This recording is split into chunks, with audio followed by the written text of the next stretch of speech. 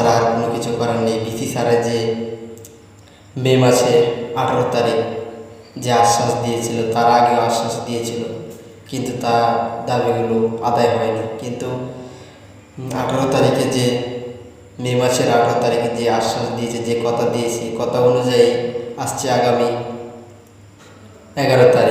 11 তারিখে সেই কথা যেন বাস্তবায়ন হয়, হাজার হাজার শিক্ষার্থীদের আশা যেন পূরণ হয়।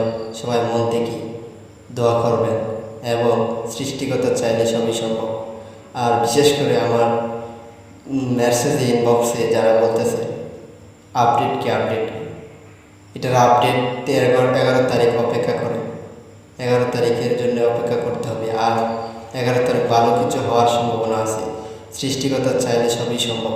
আর বিসি স্যার যদি এটা করে দেয়, এতে বিসি স্যারের লস হবে না, বরং লাভ হবে।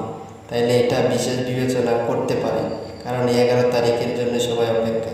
তাই সবার মন থেকে দোয়া করবেন এবং সৃষ্টিকর্তার কাছে প্রার্থনা করবেন। সৃষ্টিকর্তা চাইলে সবই সম্ভব, অসম্ভব বলতে কোনো কিছু নেই। কারণ বিসি স্যার যেহেতু বলেছে 11 তারিখে ফাইনাল লাস্ট ডিসিশান।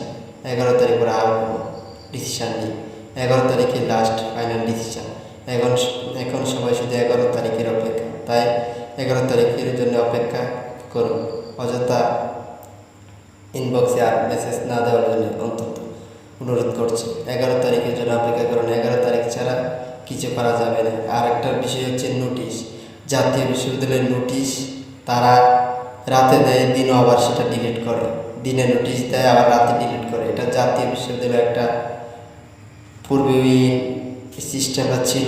জাতীয় বিশ্ববিদ্যালয়ে কোনো টিপ নাই কোনো একটা কাজের, ম্যাক্সিমাম কাজের এদিক সেদিক ব্যাকআউট ঘটে। কারণ কিছুদিন আগে একটি নোটিশ জাতীয় বিশ্ববিদ্যালয় দিয়েছিল, আবার ওই নোটিশ সঙ্গে সঙ্গে 15 মিনিট পরে আবার তারা ডিলিট করে দিয়েছে।